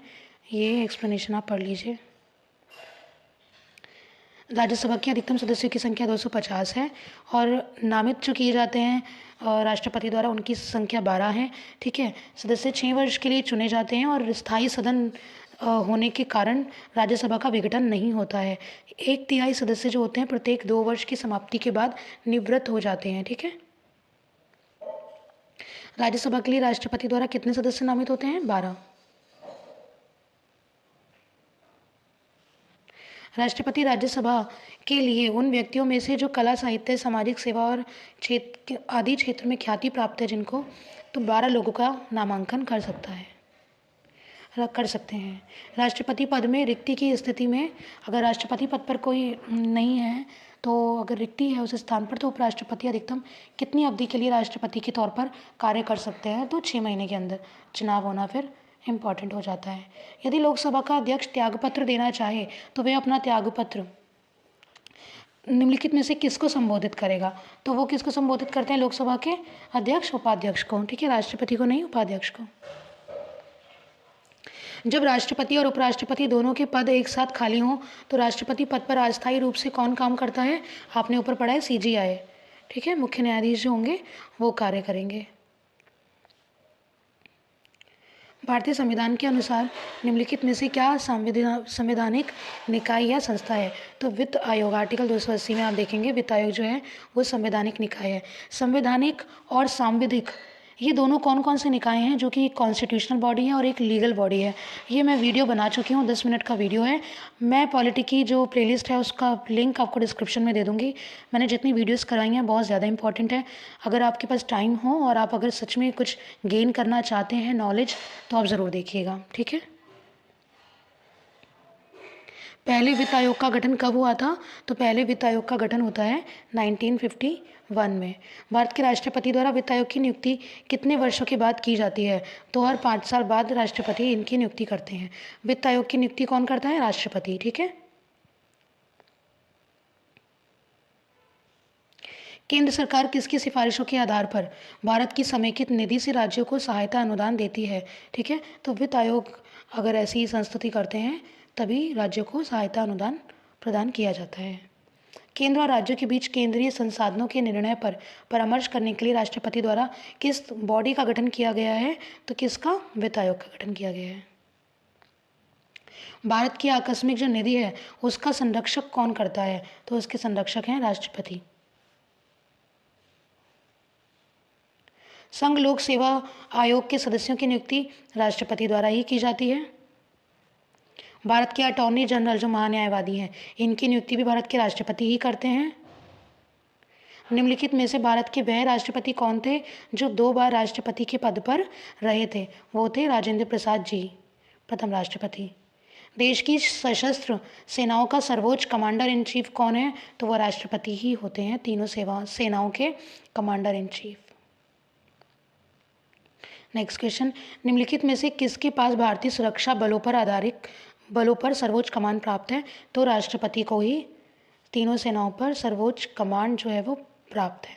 निम्नलिखित में से वे व्यक्ति कौन हैं जो आर्टिकल 143 के तहत किसी मामले को सलाहकारी राय के लिए भारत के सुप्रीम कोर्ट में भेज सकते हैं? तो राष्ट्रपति ही हैं, किसी भी मामले को वो सुप्रीम कोर्ट में भेज सकते हैं उनकी परामर्श लेने के लिए। राष्ट्रपति और उपराष्ट्रपति में संबंधित चुनावों विवादों का समझौता करने का अधिकार उच्चतम न्यायालय को है। ये क्या है उसका? तो ये उसका मौलिक अधिकार है। ठीक है, किसका? न्यायालय का। एकल हस्तांतरण हस्तांतरणीय है। मतदान पद्धति में हर मतदाता व्यक्त कर सकता है क्या? उतने ही विकल्प जितने चुनाव में प्रत्याशी हैं, ठीक है। कभी कभी स्लिप ऑफ टंग हो जाता है। भारत का उपराष्ट्रपति क्या है? तो वो राज्यसभा का पदेन अध्यक्ष है, ठीक है। निम्नलिखित में से वह व्यक्ति कौन था जिसे भारत के राष्ट्रपति के रूप में निर्विरोध चुना गया? इंपॉर्टेंट क्वेश्चन है नीलम संजीव रेड्डी जी के बारे में, ठीक है।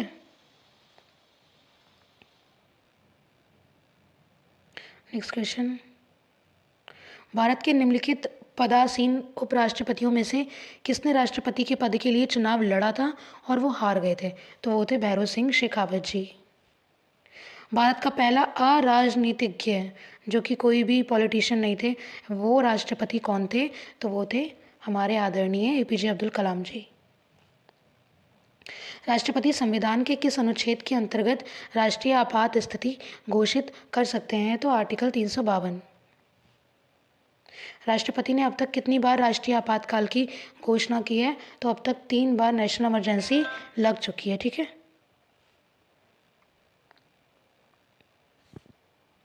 किस वर्ष में भारत के राष्ट्रपति ने आंतरिक अव्यवस्था के कारण आपात स्थिति लागू की थी? तो किस वर्ष लागू की थी? आप सब जानते हैं 1975 में इंदिरा गांधी जी तब प्राइम मिनिस्टर थी। संवैधानिक प्रणाली के असफल हो जाने पर किसी राज्य में राष्ट्रपति शासन संविधान की किस धारा के अंतर्गत लागू किया जाता है? तो जब राज्य में संवैधानिक तंत्र जो है वो असफल हो जाता है तो राष्ट्रपति वहाँ पे राष्ट्रपति शासन लागू कर देते हैं, ठीक है, 356 के तहत। राष्ट्रपति अपना त्यागपत्र किसको प्रस्तुत करेंगे? तो वो उपराष्ट्रपति को करेंगे, ठीक है। यदि राष्ट्रपति त्यागपत्र देना चाहें तो वे अपना त्यागपत्र किसको संबोधित करेंगे? उपराष्ट्रपति को। नेक्स्ट क्वेश्चन, यदि राष्ट्रपति त्यागपत्र देना चाहें तो वो उपराष्ट्रपति को ही संबोधित करेंगे। राष्ट्रपति अपना इस्तीफा किसको संबोधित करेंगे? तो उपाध्यक्ष, ठीक है। अब यहाँ पे देखिए, इधर लोकसभा के अध्यक्ष हैं, इनको तो नहीं करेंगे, ठीक है। सुप्रीम कोर्ट के मुख्य न्यायाधीश हैं, इनको भी नहीं करेंगे, प्रधानमंत्री को भी नहीं करेंगे। तो यहाँ पे उपाध्यक्ष लिखा गया है, उपराष्ट्रपति नहीं लिखा, उपाध्यक्ष लिखा है, तो इन्हीं को देंगे, ठीक है। निम्नलिखित में से कौन सी नियुक्ति भारत के राष्ट्रपति द्वारा नहीं की जा सकती है? ठीक है, तो लोकसभा के अध्यक्ष जो हैं इनकी नियुक्ति राष्ट्रपति नहीं करते हैं, बाकी सीजीआई की करते हैं, थल सेना के अध्यक्ष की करते हैं, वायुसेना के अध्यक्ष की करते हैं।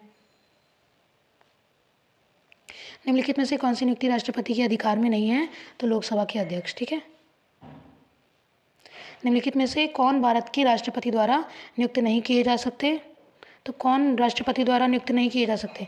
न्यायाधीश तो होते हैं, अटॉर्नी जनरल भी होते हैं, ठीक है, सीजीआई भी होते हैं, बट भारत के उपराष्ट्रपति जो हैं ये नहीं होते हैं राष्ट्रपति द्वारा नियुक्त। भारत के राष्ट्रपति के चुनाव के लिए नागरिकों को कितनी आयु पूरी कर लेनी चाहिए? तो 35 वर्ष। उपराष्ट्रपति या राष्ट्रपति दोनों के चुनाव के लिए 35 वर्ष ज़रूरी है न्यूनतम। याद रखिएगा, मैक्सिमम का संविधान में उल्लेख नहीं है। निम्नलिखित में से कौन राष्ट्रपति के चुनाव में हिस्सा नहीं लेते हैं? तो कौन नहीं लेते हैं? विधानसभा के नामांकित किए गए सदस्य, ठीक है।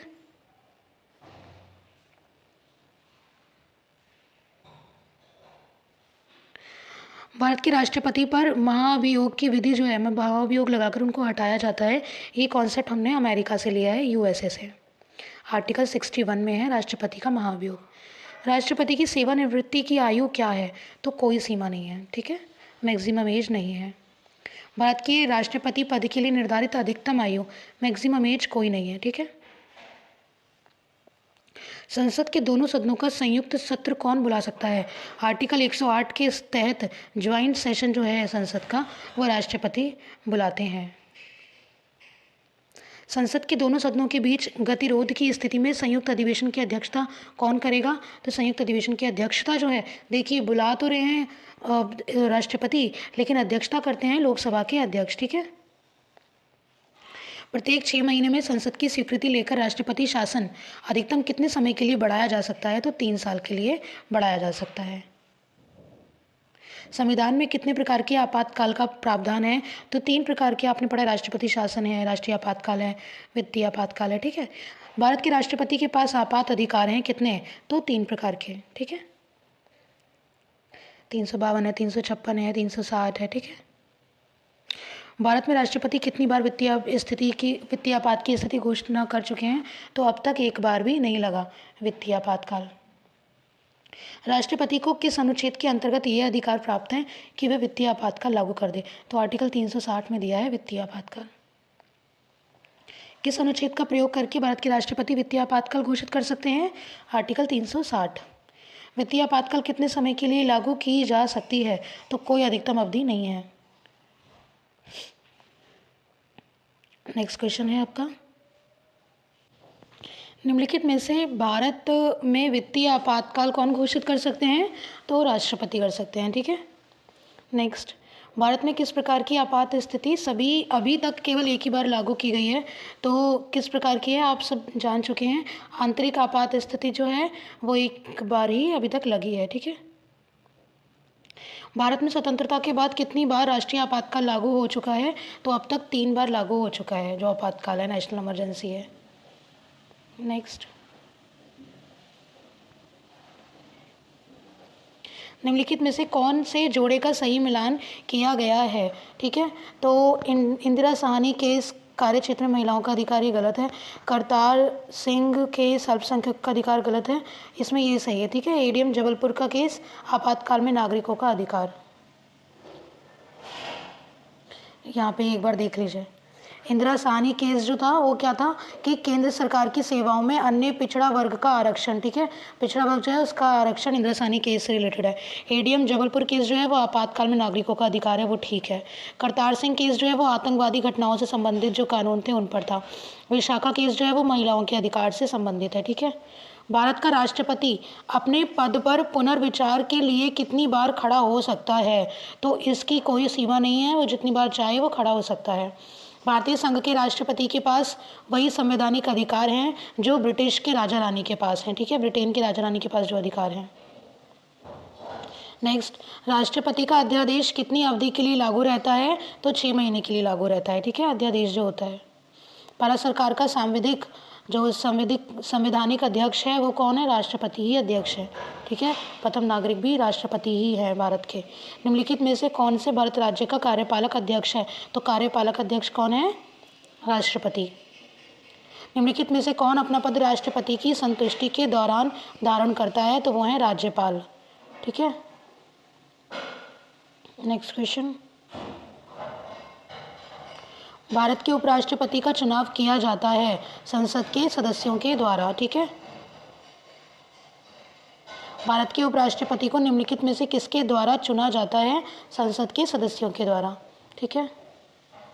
विधानसभा के भी जो निर्वाचित सदस्य होते हैं, ठीक है। भारत के उपराष्ट्रपति के निर्वाचन के संबंध में अगर कोई विवाद है तो वो जो सुप्रीम कोर्ट है वहाँ पे फाइल किया जाएगा, ठीक है।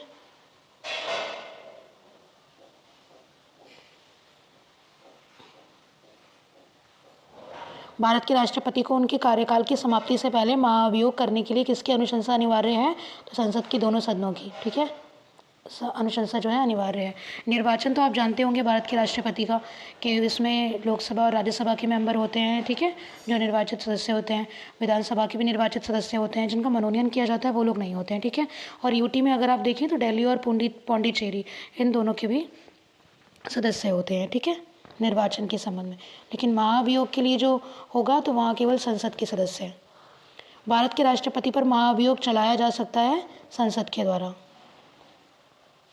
संविधान के उल्लंघन के लिए राष्ट्रपति के विरुद्ध अभियोग कार्यवाही किसमें शुरू की जा सकती है? तो संसद के किसी भी सदन में शुरू की जा सकती है, राज्यसभा हो या फिर लोकसभा हो, ठीक। नेक्स्ट, भारत के उपराष्ट्रपति पर अभियोग किसके द्वारा लगाया जा सकता है? तो राज्यसभा के द्वारा ही, क्योंकि राज्यसभा के पदेन सदस्य होते हैं, तो राज्यसभा के द्वारा ही उपराष्ट्रपति के ऊपर अभियोग लगाया जा सकता है, ठीक है। नेक्स्ट टॉपिक है हमारा संसद।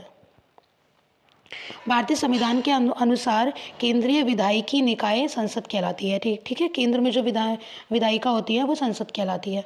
लोकसभा का सदस्य बनने के लिए किसी व्यक्ति की न्यूनतम योग्यता क्या होनी चाहिए? तो वो पहले तो भारत का नागरिक हो, कम से कम उसकी जो आयु है वो 25 वर्ष की होनी चाहिए लोकसभा के लिए, ठीक है। भारतीय संसदीय प्रणाली, सबसे बड़ी विपक्षी पार्टी के लीडर जिसके पास सदन की कुल संख्या की 1/10वीं सीटों से कम नहीं है, उस सदन के विपक्षी दल का लीडर उसको माना जाता है। लोकसभा में वोटिंग के दौरान पहले चरण में कौन मत नहीं डाल सकता? अध्यक्ष जो है वो मत नहीं डाल सकते। अगर दोनों में मतलब टाई हो जाता है तब जाकर लोकसभा स्पीकर जो है वो अपना वोट देते हैं। भारतीय संसद के सदनों का सत्रावसान किसके द्वारा होता है? तो सत्रावसान राष्ट्रपति करते हैं, ठीक है। सत्र को आहूत भी राष्ट्रपति करते हैं। भारत में राष्ट्रपति शासन 6 महीने तक चलता है, लेकिन इसे अधिकतम 3 साल की अवधि के लिए बढ़ाया जा सकता है संसद की प्रत्येक 6 माह की स्वीकृति से। भारतीय संसद के दोनों सदनों की बैठक को कौन आहूत करता है? तो ज्वाइंट सेशन आर्टिकल 108 में राष्ट्रपति आहूत करते हैं और लोकसभा के अध्यक्ष इसकी अध्यक्षता करते हैं। कौन सा विधेयक भारत के राष्ट्रपति की पूर्व अनुमति के बिना प्रस्तावित किया जा सकता है? साधारण विधेयक। लेकिन धन विधेयक अगर होगा तो राष्ट्रपति की पूर्व अनुमति उस पर चाहिए।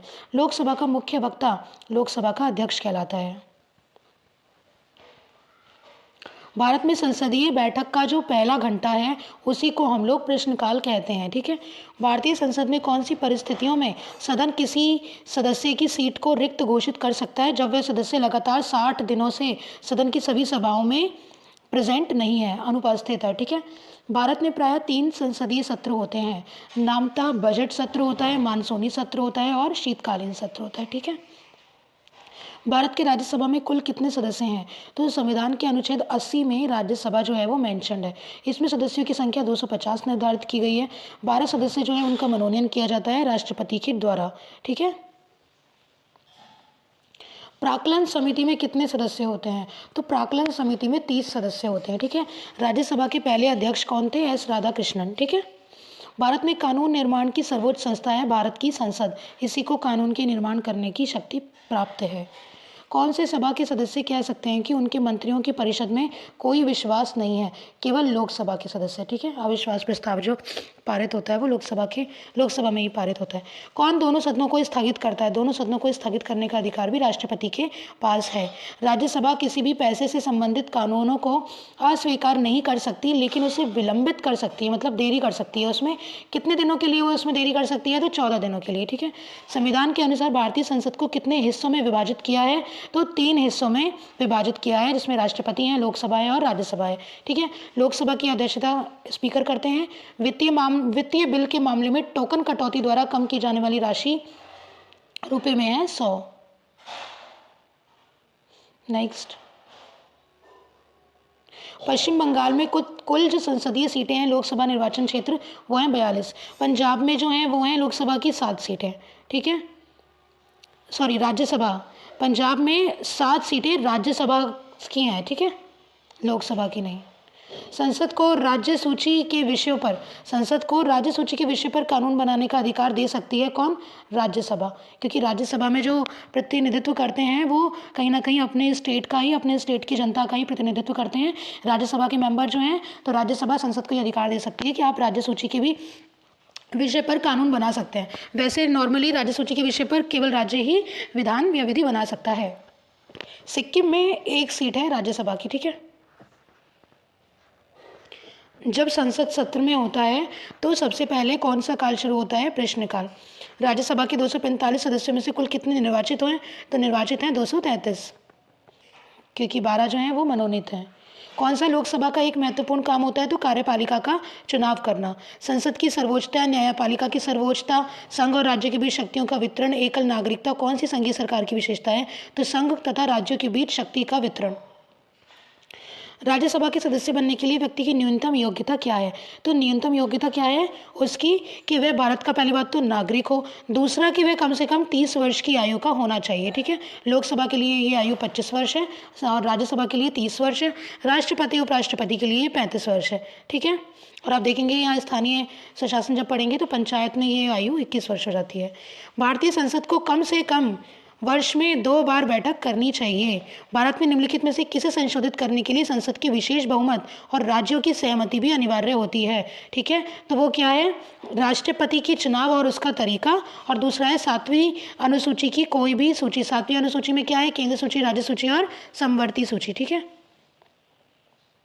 नेक्स्ट है पीठासीन अधिकारी सदन को सत्र के पूर्ण होने पर अनिश्चित काल के लिए स्थगित कर देने के बाद भारत के राष्ट्रपति सदन सत्रावसान की अधिसूचना जारी करते हैं।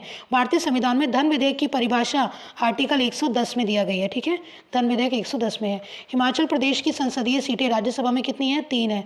आजकल पूछने लगा है लोकसभा की सीटें और राज्यसभा की सीटें। ठीक है, एक बार आप उसके मतलब एक होता है ना ऊपर ऊपर से ओवरलुक कर लेना, तो आप वो करके जाइएगा। छत्तीसगढ़ की संसदीय सीटें राज्यसभा में कितनी हैं? 5 है। भारतीय संविधान के आर्टिकल 75 के अनुसार मंत्रियों का संसद के प्रति सामूहिक तथा लोकसभा के प्रति विशेष कर उत्तरदायित्व होता है। ठीक है, किसका वेतन भारत की संचित निधि पर भारित व्यय होता है? तो यूपीएससी के जो अध्यक्ष होते हैं इनका वेतन संचित निधि पर होता है। भारत के भारत के राष्ट्रपति और जो सुप्रीम कोर्ट के न्यायाधीश हैं उनका वेतन जो है वो भारत की संचित निधि पर भारित होता है। भारत में कितनी अखिल भारतीय सेवाएं हैं? क्वेश्चन पूछा गया है ये बार बार। कितनी अखिल भारतीय सेवाएं हैं? तो 3 अखिल भारतीय सेवाएं। ठीक है,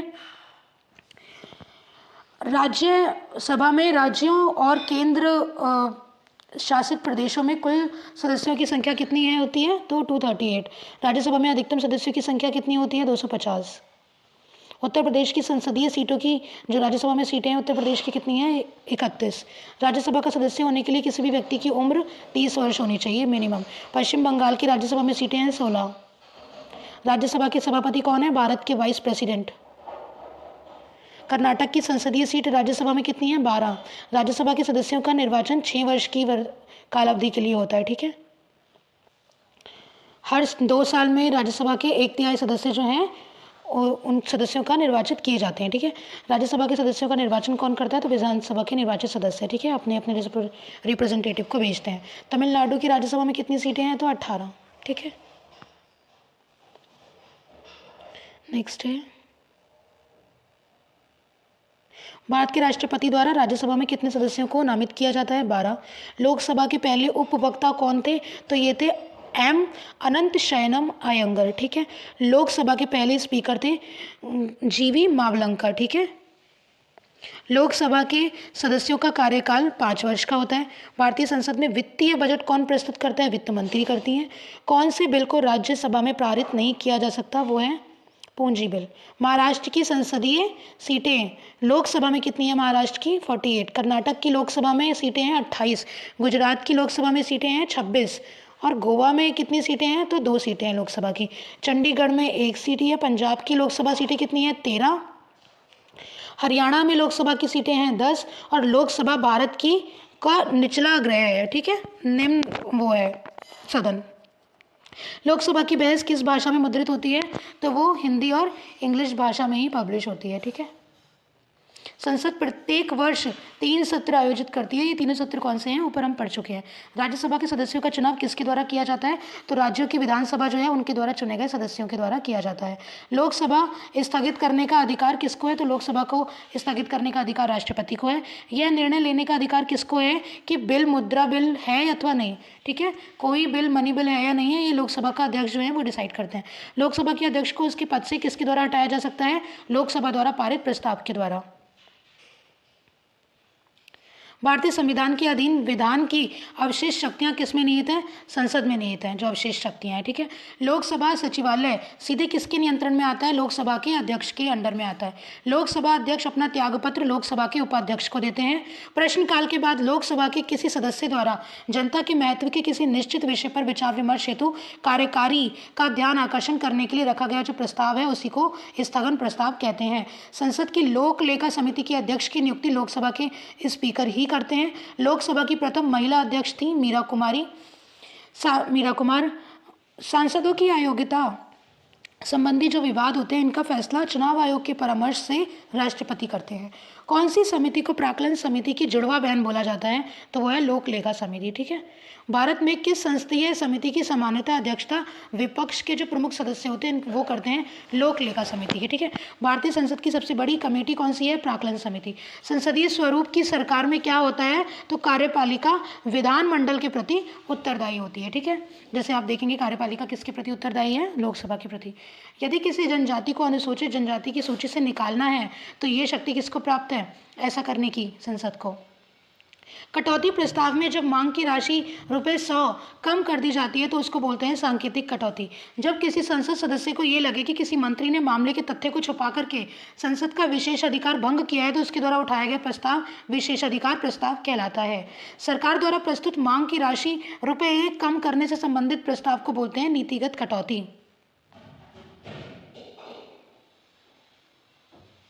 ठीक है, अब यहाँ से आपके क्वेश्चन एंड आंसर शुरू हैं संसद के। तो आज के लिए बस हम इसको यहीं पे ख़त्म करते हैं, ठीक है, क्योंकि पॉलिटी जो है बहुत वर्ड है अपने आप में, तो हम इसको 2 या 3 पार्ट में कंप्लीट कर लेंगे। ठीक है, तो आज आई होप इतना ही, और ये बहुत ज़्यादा इंपॉर्टेंट है, इसमें सारे मौलिक अधिकार हैं, राष्ट्रपति वगैरह हैं, तो आप इन सबको अच्छे से कीजिएगा। ठीक है, अगर आपको मॉडर्न हिस्ट्री का कोई भी टॉपिक पढ़ना है तो मॉडर्न हिस्ट्री को मैं बहुत अच्छे से 360 डिग्री बेसिक से लेकर अपर तक कवर करवा रही हूँ। ठीक है, पॉलिटी भी कवर करवा रही हूँ, सबकी प्लेलिस्ट मैं आपको दे दूँगी। एसएससी की बुक की जो मॉडर्न हिस्ट्री मैंने कल कंप्लीट करवाई है उसकी भी मैं आपको लिंक दे दूंगी, आप मेरा जाकर के वो वीडियो ज़रूर देखिएगा। ठीक है, और अगर आपको इनकी पीडीएफ चाहिए तो आप मेरा टेलीग्राम जरूरी से ज्वाइन कर लीजिए, टेलीग्राम का लिंक भी डिस्क्रिप्शन में मैं डाल दूंगी। मैं इसकी पीडीएफ में आपको प्रोवाइड करवाऊंगी, वहाँ पर मैनुअली जाके भी आप इन क्वेश्चंस को देख सकते हैं। और लास्ट टाइम पे ये क्वेश्चन से जो हमारा रिवीजन होता है ना, इससे अच्छा रिवीजन हमारा और कोई नहीं हो सकता।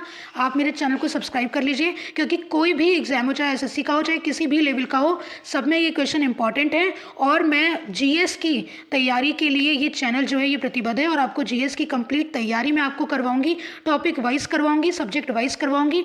बट एसएससी सीजीएल वाले बच्चों का एग्जाम होने वाला था, इसलिए मैं उन लोगों को ये बुक करवा रही हूँ। ठीक है, बट इसके अलावा भी आपकी मॉडर्न हिस्ट्री की क्लासेस चल रही हैं, पॉलिटी की क्लासेस चल रही हैं, तो किसी भी एग्जाम में जीएस में 100% अपना परफॉर्मेंस देने के लिए आप मेरी वो जीएस की क्लासेस को फॉलो कीजिए, एग्जाम देकर आइए। Best of luck for your exam. Exam देने के बाद भी आप मेरी जीएस की वो क्लासेस बिल्कुल रेगुलर फॉलो कीजिए। ठीक है, उसको बिल्कुल भी नेगलेक्ट मत कीजिए।